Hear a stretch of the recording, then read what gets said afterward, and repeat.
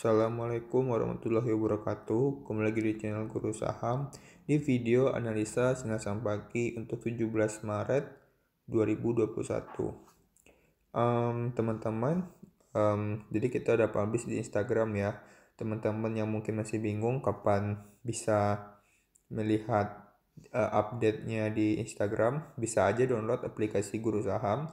Itu di Play Store, namanya Guru Saham ya. Nanti tampilan aplikasinya seperti ini. Nanti ada banner seperti ini, teman-teman cukup klik aja gitu ya. Diklik, terus dia open with Instagram. Nah, dia udah kebuka sendiri di sini. Jadi di sini ada hari Rabu 17 Maret 2021 ya. Jadi nggak pusing lagi. Di sini kita udah update mulai dari trading hingga invest. Untuk trading ada beberapa yang kita bisa bahas ya. Namun sebelum itu seperti biasa, kita coba lihat gimana keadaan IHSG. Oke, untuk IHSG sendiri kita coba lihat di sini.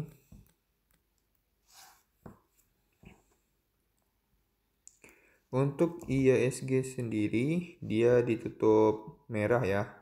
Itu turun sebanyak 0,22%. Dan untuk dari historisnya sendiri, dia setelah dia sempat breakout di resisten satunya, dia ternyata koreksi lagi dan gak kuat menembus resisten yang terbentuk dari swing high sebelumnya.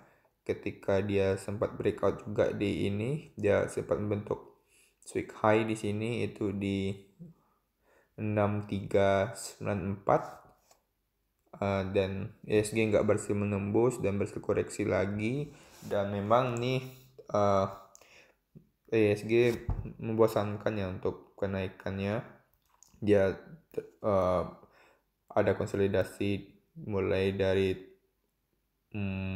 awal Februari hingga sekarang. Jadi ya teman-teman nggak usah pusing juga. Teman-teman fokus saja nanti ke saham-saham yang ingin teman tradingkan. Oke, kita lanjut. Untuk saham pertama itu kita ada BEPS Bakwan ya.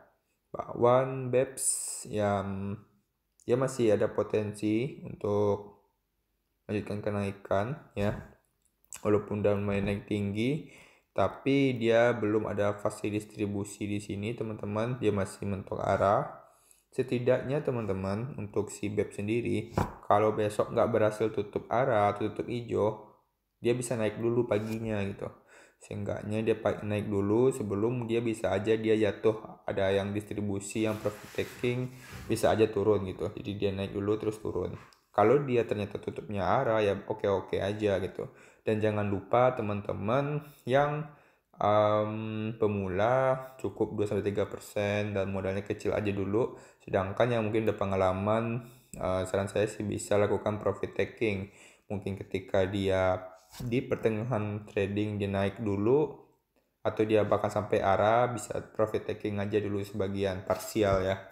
Ketika harganya turun, teman-teman tenang gitu. Dan potensinya risikonya lebih kecil gitu. Ya teman-teman bisa aja hold kalau dia arah gitu ya, tapi jangan di hold semuanya gitu. Kalau teman-teman tahu siapa bandarnya juga ya oke lah kalau teman hold, karena teman tahu siapa bandarnya. Tapi kalau nggak tahu ya cukup aja teman lakukan presale, mengamankan profit gitu. Oke, next kita ada mana tadi ini. Kita ada Viva Cireng. Nah, coba kita lihat Viva. Kenapa Viva gorengan juga, dan kita masukin ke list. Dan Viva ini memang harganya ya dia gorengan ya. Karena kemarin ada isu-isu tentang, bukan isu ya, memang ada berita tentang akuisisi saham yang dalam jumlah besar gitu ya. Untuk detailnya bisa lihat mungkin di aplikasi Guru Saham juga teman-teman. Itu banyak berita banget, banyak berita di aplikasi Guru Saham itu di paling bawah ya. Itu teman-teman bisa klik selengkapnya biar melihat seluruh berita-beritanya seperti ini. kalau teman-teman mau mencari, misalnya teman-teman mau klik aja satu dulu. Ketika teman-teman klik udah ketemu satu, teman-teman bisa klik yang ini untuk mencari judul berita yang teman-teman mau cari itu. Oke, kita lanjut lagi. Untuk Viva sendiri ditutup arah dan masih ada momentum besok bisa buat naik dulu, walaupun nggak mungkin kita pastikan dia bisa tutup hijau. Yang penting dia harusnya bisa naik dulu sih, harusnya ya. Kalau enggak ya aneh sekali baru buka langsung turun. Karena sini masih oke lah untuk antusiasnya. Dan kenapa ini menarik juga teman-teman? Kalau teman-teman bisa lihat di sini yang antara top 3 ya, top of 3 dari broker summary, seller dan buyer. Teman-teman bisa melihat di sini ada yang mencolok di sini dari MG. Dia itu masih net buy lebih dari setengah gitu. Dia net buy 1,3an, sedangkan dia baru jual 1,2an teman-teman. Dia buy 2,5, dia jual 1,2, tapi masih sisa 1,3an. 1 juta lebih lot yang tinggal teman-teman.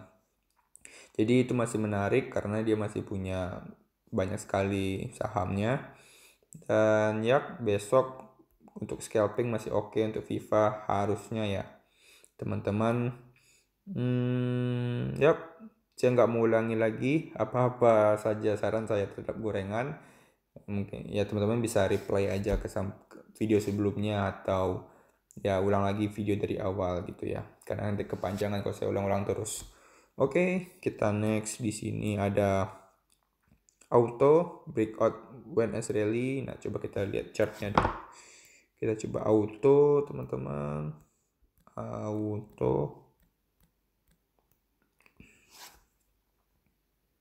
Oke, ini ada auto teman-teman, kita bisa lihat dia sebenarnya kalau kita lihat dari kita ignore ya, kita kecualikan shadow ya. Kalau kita kecualikan shadow, dia harusnya harga close-nya udah breakout di 1215. Sedangkan kalau di sistem ini dia tidak mengignore shadow, jadi dia juga memasukkan shadow seperti ini. Jadi di high shadow ini dia kalau kita ya di sini sebenarnya masih di area resisten teman-teman.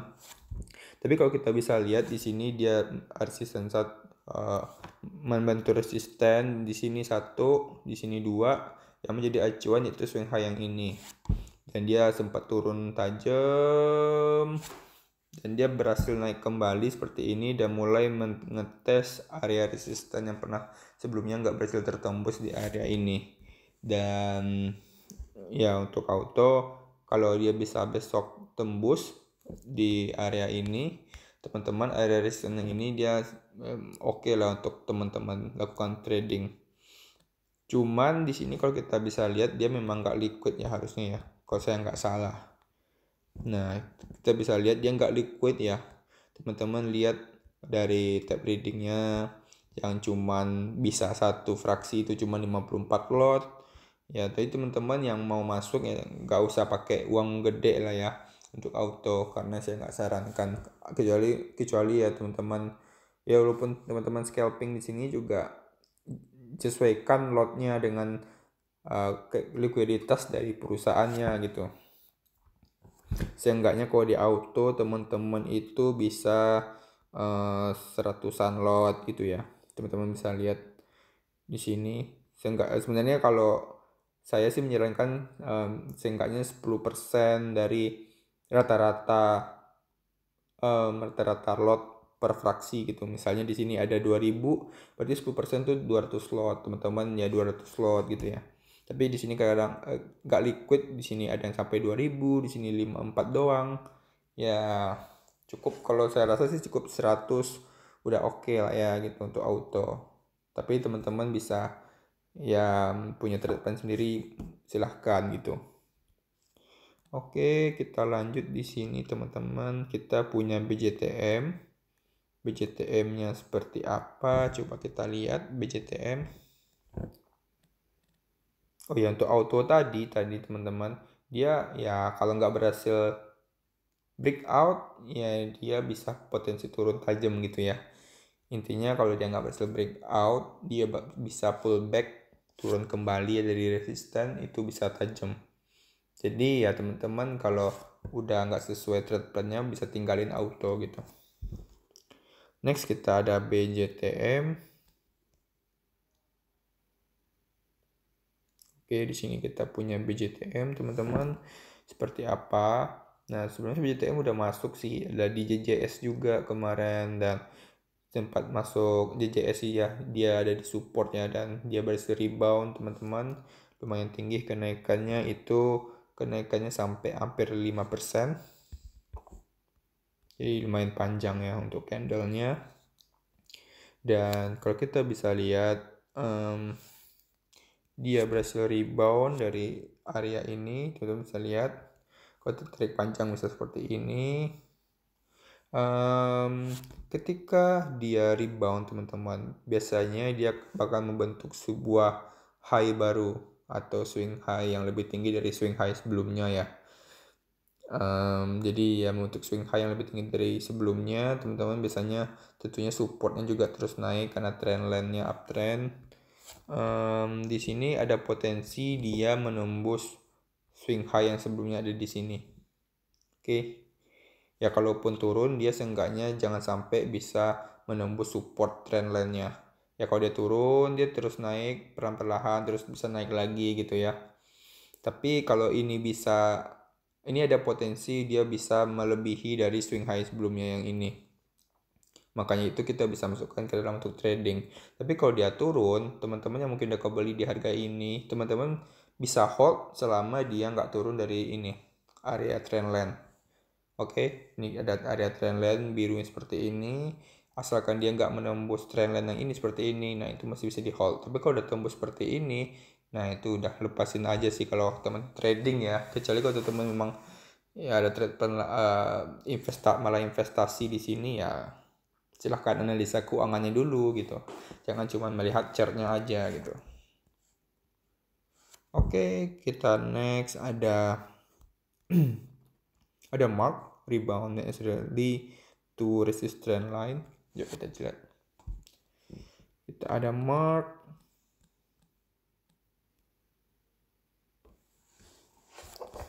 Oke, untuk mark di sini kita bisa lihat teman-teman, dia sebelumnya membentuk symmetrical triangle. Dia ada beberapa skenario. Di sini dia membentuk symmetrical triangle dan dia ternyata breakout di sini. Oke.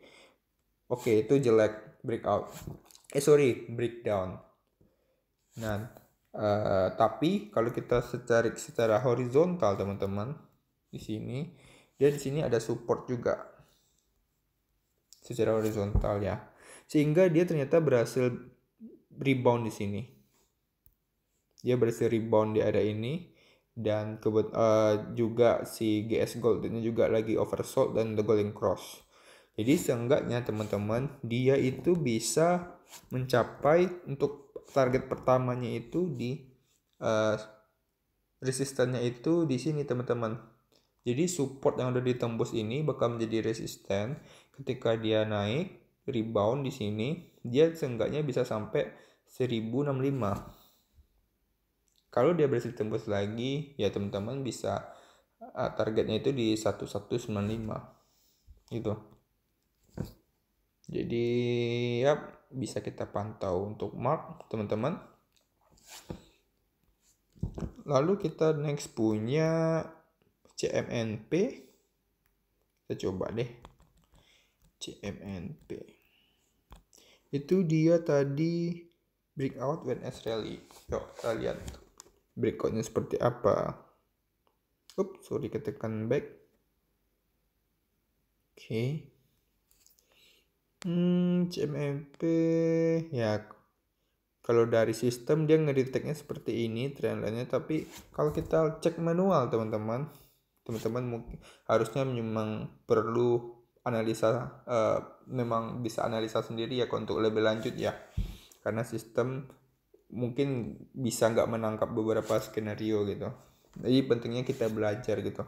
Kalau kita bisa di sini, kita bisa mengambil trendline yang ada di sini, acuannya ini, sehingga dia membentuk trend line seperti ini supportnya. Dan kalau kita cek lagi, kita mungkin bisa menggunakan aplikasi Mirae.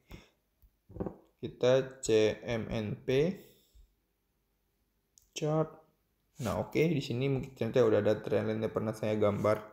Dari trendline ini kita bisa lihat dia memiliki acuan di sini. Ini sehingga dia membentuk trendline. Di sini kita bisa pakai acuannya di area ini, teman-teman. Ternyata dia yang sebelumnya kalau udah menyentuh resisten, dia bakal pullback dulu. Tapi sekarang enggak, dia masih bertahan kuat mencoba mengetes dari resisten, sehingga dia kalau di sini ya seperti yang kita udah simulasikan, dia ternyata close-nya breakout. Jadi dia ada potensi untuk melanjutkan kenaikan gitu. Tapi di sini kita bisa ambil area juga, teman-teman. Kalau kita cuman ambil garis seperti ini, ya dia udah breakout. Tapi kalau udah breakout cuma sedikit ini, ya masih was-was juga gitu. Tapi makanya kita masukkan CMNP, dia ada potensi untuk naik karena dia berhasil breakout close-nya kalau dari simulasi kita ya. Gitu teman-teman. Namun untuk sahamnya nggak liquid teman-teman. Ini jelek, sebenarnya jelek ya teman-teman. Ini rawan permainan bandar gitu. Teman-teman, ya teman-teman lihat aja, cuma 4 lot, 7 lot, 2 lot. Ya, teman-teman masuk 1 lot aja deh gitu. Yang mau belajar beli jual bisa beli CMNP gitu ya, karena ini nggak liquid banget, saya nggak sarankan juga. Dan ini teman-teman bisa lihat ini nggak oke banget karena ini kelihatan banget tidak ada peminatnya dari retail, yang ada mungkin hanya market maker yang mencoba menggerakkan pasar gitu ya. Yang kurang favorit sih di list ini. Oke, kita lanjut aja deh. 1 lot aja boleh deh. Untuk coba belajar CMNP ya. Di sini kita ada breeze, rebound when as rally seperti apa. Kita coba lihat breeze gitu. Kita coba lihat breeze teman-teman. Oke, dia udah muncul. Nah, kalau kita bisa lihat breeze teman-teman, dia untuk GSGD-nya, GS Gold Date-nya dia lagi oversold dan udah golden cross, udah mulai naik teman-teman. Ya, seperti teman-teman lihat, kalau dia naik harganya naik, kalau turun dia turun, koreksi dia naik gitu ya. Sesimpel itu. Dan kalau kita bisa lihat teman-teman, dia udah berada di area support yang ada di sini teman-teman. Tuh. Jadi acuannya itu adalah swing high yang ini yang setelah berhasil di breakout sehingga menjadi support baru. Oke, setelah jadi support baru, dia di sini udah 1 kali dites dan oke. Dan ini walaupun nggak sampai ke area itu, dia masih oke bertahan. Terus dia naik lagi, dia turun lagi, udah masuk area support ini. Ya dia ternyata berhasil sejauh ini untuk melakukan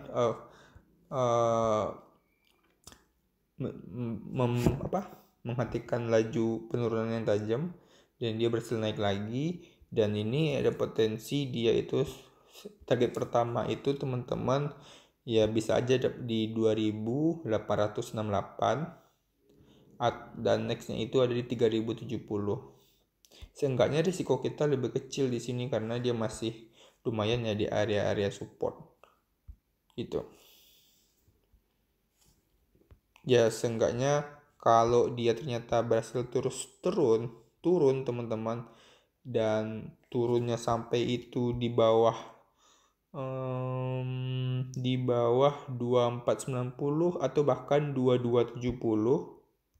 Nah itu untuk kalau saya sendiri saya udah lepas sih. Kalau untuk trading ya, kalau trading saya udah lepas, mungkin saya tunggu lebih di bawah gitu. Tapi kalau udah masih di atas 2490, dia masih oke untuk kita hold gitu teman-teman untuk beris. Oke, saya rasa cukup pembahasannya. Semoga bermanfaat teman-teman. Bagi yang masih rugi tetap belajar aja, karena sebelum berhenti maka kita belum gagal ya. Yang udah profit selamat ya, jangan gegabah, tetap waspada, tetap disiplin dengan trading plan-nya. Yang mau invest di sini kita mungkin coba lihat juga ya, ada BBCA dan BBRI.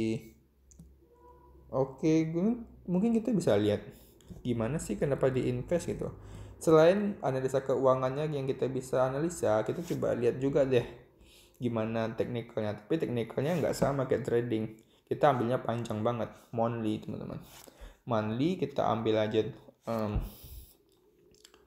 tahunnya itu teman-teman 2020. Ya, bisa aja 2020 hingga sekarang.